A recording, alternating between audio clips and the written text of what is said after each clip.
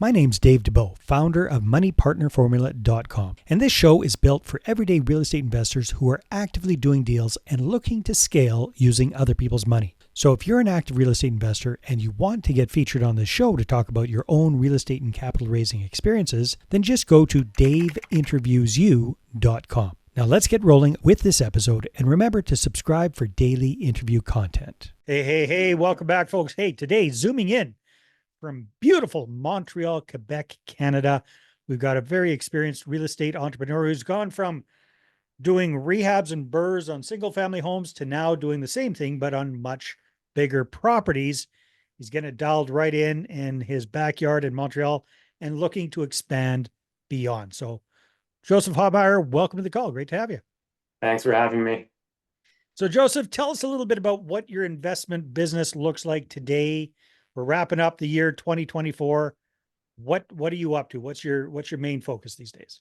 The main focus these days is trying to buy retail strip centers that we can create value any way we can, somewhere in the 50,000 to 150,000 square feet. So nothing too large, below the institutional kind of number, something, mom and pops or second generations have come down with and kind of took over from their parents who came over and bought very well a couple of decades ago and maybe don't really know what to do with the assets anymore. And they've been fortunate enough to be in families where they've created substantial value on these properties. But we're getting to the second cycle where you have these people looking after assets, but don't really know what They they're really looking at or don't want to doing. be. That's They right. inherited something from mom and dad. They're going, oh shit. Now what do you do with this thing? Let's offload it. Let's That's cash it. out. Or my best analogy, maybe now that they got their license, they're in the driver's seat, they don't know how to drive stick. Yeah. So got to get rid of that car, but Yeah. you got a nice classic that you can unload and then make some money on. So we're there to kind of scoop up what we can, and based on relationships that I have with potential tenants, we have the fantastic ones that we want to sign up long term, or the mom and pop that we can fill into some of the smaller spaces. That's what we want to do with these properties and find something we can Perfect. really sink our teeth into. So paint me a picture, because my visualization of 50 to 150,000 square feet sucks. So what let's just pick something in the middle. What does 100,000 square foot strip mall, mom and pop strip mall kind of look like? We've got around 15 to 20 tenants in there, potentially you have, call it, let's even number, 100,000 square feet, boom. Broker brings this to me. This is what we have. We've got on the outside, I've got a Tim Hortons, takes over 15,000 square feet. In the middle, I've got a bulk barn. In the right, I've got a Shoppers Drug Mart. Those are my three main anchors that will maybe occupy about 40 to 50%. Then I've got 7 between anchor 1 and middle, another 7 between anchor 2 in the middle. That's where we plug and play a little bit. If you got a double pizza looking at 1,500 square feet, they can go in there. That's a great tenant. If you have the tailor who's been there for decades, that can fit into 1,000 square feet. So it's a bit of a monopoly / mind game of how you're trying to manage a good space. Where is it located? Is there good parking? A lot of foot traffic? Do you want more food options because you have, students or people, young professionals who are working late? Do we want to put a McDonald's in there? What kind of space is the McDonald's looking like? Do they go for these tiny ones? Do we have room for a drive-through we can stick in the parking lot that wasn't there before? So now we're creating more value by adding something that was not there before. So we bought for 100,000 square feet, but actually based on the jig of the parking, we can actually now do 110,000 square feet of retail space that is exceptional for our performance. So it's just trying to be creative, and again, not reinventing the wheel in any way, but just looking at something, and someone could have been looking at it for a quarter century because it's been their family, that's how they were doing it, but then you get some new eyes or a new set of eyes, Absolutely. everyone's brain works different, and it's just creating something that wasn't there before. And that's the name of the game in real estate. That is very, very cool, Joseph. And thanks for kind of painting that picture. That makes it a lot clearer for me. So how many of these kind of properties have you got up and running? We've got 7 of them currently up and running. Wow. That's all Yeah, in and around Montreal? exactly. There's one in Ontario, in Burlington, that's similar to what I painted for you. And then we've got an industrial site in a town called St. Hyacinth. which is a bit unique for us. It's a single occupant tenant, where in terms of the management side, it kind of runs itself. We've got one great tenant, owner occupant, that's fantastic, but that was kind of a bit of a one-off. Though that's like Yeah. going to the bat, like baseball analogies. You go into the plate blindfolded, you can get a home run every now and then. It works, but we're But trying to the base hits are these mom and pop strip we're malls trying to that move you're along focused. and Yeah. get our cleanup hitters up as much as possible. So trying to get these retail centers where we have a blueprint, we have a plan, and we want to execute on this plan. So we've done it here, and that's why we're looking to do it here and also grow in other parts of the country. You must have been sad when the Expos left. I was 16 and I actually was sad. I was supposed to go to the last game here, Oh, and I remember it was during football season when I was in high school, and I got an injury the day before, and oh, unfortunately I was in the hospital the day of the game, and a bunch yeah. of us were going, but I went to enough games in my youth growing up. Oh, that's good. That's good. No, you got the baseball. Oh, geez, down it. Okay, good. So very, very clear picture. Now, I'm just envisioning a strip mall that a buddy of mine owns in Kelowna, and it basically doesn't have any of those sweet anchor tenant type people that you're talking about. So most of the properties that you're looking at, do they have two or three big name Tim Horton type anchor tenants, or is that really where the value is that you're at? The ones I'm looking at don't. And No, yeah, that's the whole thing. So yeah, where you can a quick way to increase value right away is on leasing. Forget yeah, about if the roof has to be fixed, or redoing the parking lot, redoing the signage so your tenants actually have visibility on the street. Um, if you have vacancies or these tenants that are costing you time, late on rent, they're they're not buttoned up with their own business. They're not helping your business. So that's kind of what I'm looking for. And based on some of the properties we have, where we have relationships with nice corporate offices, mm. we're talking to the real estate department, where are you looking to expand? What are you looking for? What markets are you going into? And that helps us kind of move the pieces around on the chessboard to find something. So when we go to the brokers, we know what we're looking for in terms of space, sizes of units, understanding if we're going back to the $100,000 square foot space. They're not Yeah, all. We're not going to have 10 spaces of 10,000 square feet. no. Who wants a bigger one? Who wants a smaller one? Who's looking to expand their business? Okay, do we need a good leasing agent in that market to fit the smaller ones in, where we can handle the bigger ones, save on commission there? What type of leases are we looking for? So it's all, there's no one way to skin a cat. There's a million different ways to go about it. And again, it's just trying to create something that you can rinse and repeat, and avoid as many excess variables as possible. So Joseph, yeah, very, very smart. Sounds fascinating. Paint me a picture, if you will, of a project that worked really well, where you bought some under-managed strip mall, and just kind of walk me through like the story. What did you buy it for? What was kind of in it stay day one?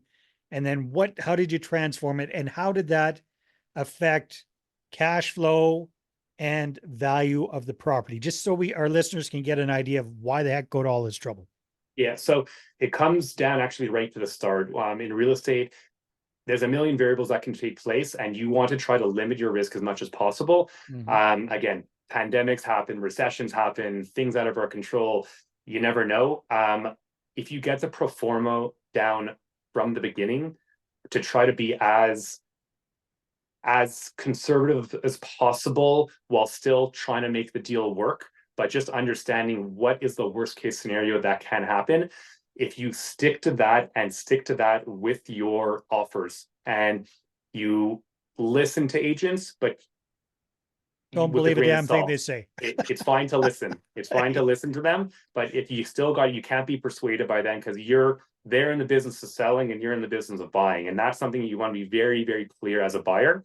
And it's funny how they work. You can always get manipulated a bit, especially by the good agents, and that means they're doing the job properly. But you going back to the drawing board, if your numbers are sound and your situational analysis are sound, then the rest of it will fall into place, because you have that backboard, you have that So nest going. what I'm hearing you say, if and correct me if I'm wrong, Joseph, is definitely purchase it based on existing businesses in that, like existing cash flow, just like you would any kind of, That don't that's purchase one. it based on your projections or what you think you're going to be able to do with it. It depends if your projections are more conservative or if you have tenants in your back pocket that are coming in, and that's why it's not, there's not just one way. I But when get it. you're looking at the property, you want to know, okay, in the worst case scenario, these handshake deals with these AAA tenants, great Yeah, Canadian yeah. businesses, McDonald's backs out, right? it, for McDonald's says, whatever yes, we want it, reason, but then they your back out. contact Totally there, makes sense.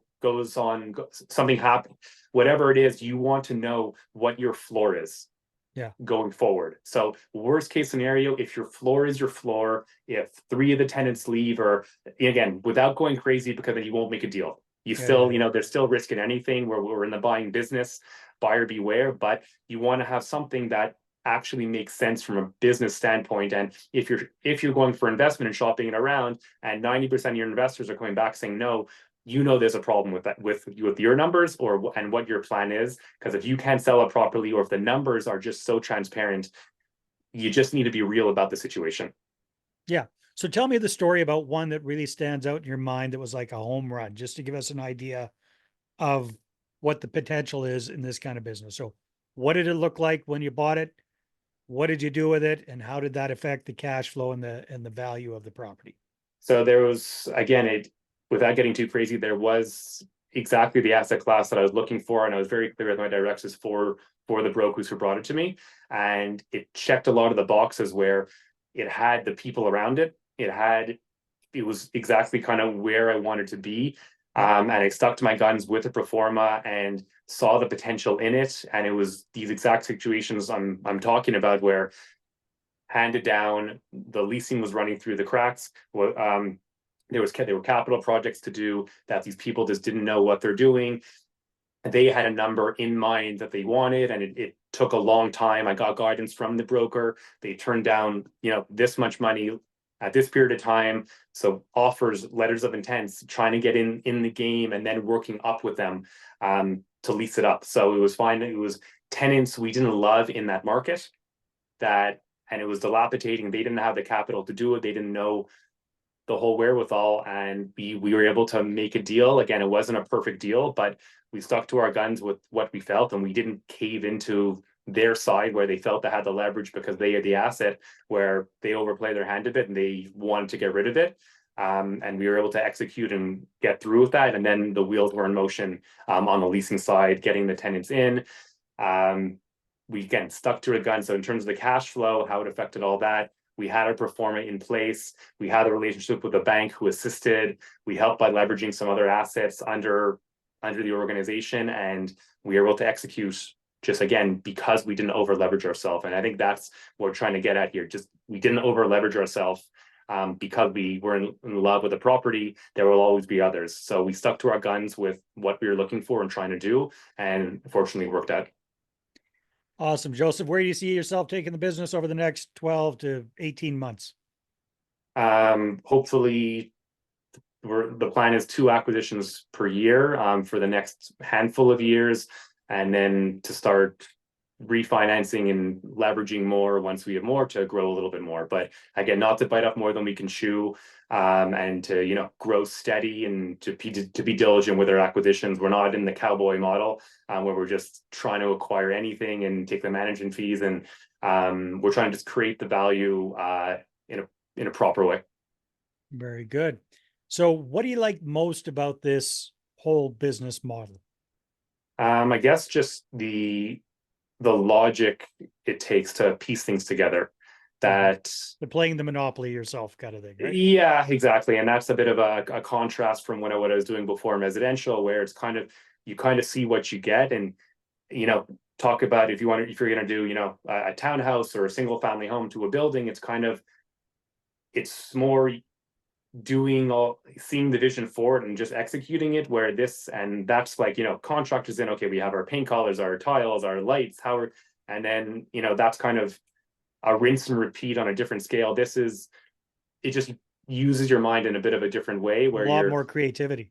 Yeah, you're just piecing things together in a different way. So, that's, I guess people fall into different asset classes based on what their interests are, how their mind works, and just what they enjoy doing. And maybe also because this is fairly new to me that I made the switch from residential to looking at retail and industrial not too long ago. So it kind of has reinvigorated my mind and my interest and the thirst to learn and try to just, gain knowledge while I'm still young. And so I can kind of down the road be able to pick and choose of which type of assets once I've done a little bit of everything. Awesome. Joseph, if people want to connect with you and find out more about what you're up to, where should they go? Best way is on my LinkedIn page at Joseph Hopmeyer. That's double H's in the middle, Joseph Hopmeyer. I'm pretty active on the computer, a couple hours every day while I'm not visiting out sites. So I get back pretty quickly, and it's a great way to connect with people. Awesome, Joseph. Well, thank you very much for sharing how you're reinvigorating these strip malls and turning them into nice cash flowing assets. That's fantastic. Keep up the good work. Thanks for having me. All right, everybody, take care, and we'll see you on the next episode. Hey there, I really hope you enjoyed that episode. And as always, if you want to listen to more daily interview content, make sure you subscribe. And if you're an active real estate investor and you're doing deals and you'd like to get featured on this show, then just head over to daveinterviewyou.com. Now at moneypartnerformula.com, we help real estate investors to create a process for predictably getting capital so they can do more deals without relying on hard money lenders or the banks. We do this by building them a private capital marketing system. Now, if you want help turning yourself into a big money capital attraction machine, then book a call with our team to see how we can help. Just visit moneypartnerformula.com to find out more. All right, take care, and we'll see you on the next interview.